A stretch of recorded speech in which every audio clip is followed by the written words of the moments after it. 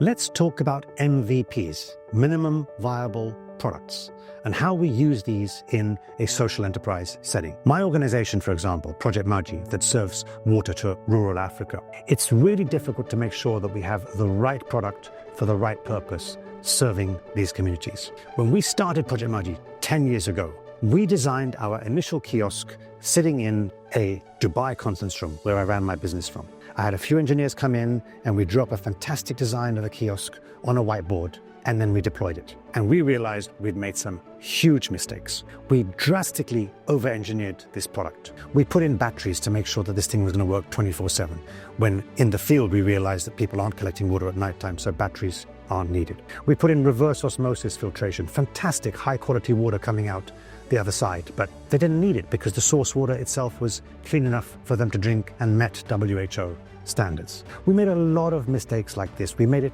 the capacity too big, at least double what the community was going to use. So we over-engineered the product and then had to downscale it to get to the product that we have today, which I think works beautifully. So a really key lesson I learned working in these environments is to just come up with a simple or the simplest product that you can deploy and get to work. And then the trick is to observe.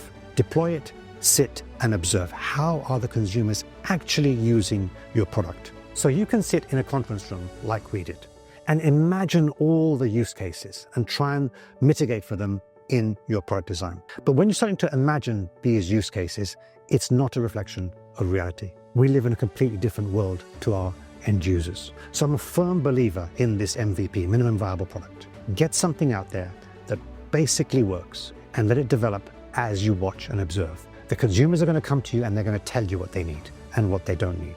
And that's been one of the biggest learnings I had moving from my commercial business to a social enterprise and learning that we don't know our consumers the way we might have known them in the commercial world. MVPs.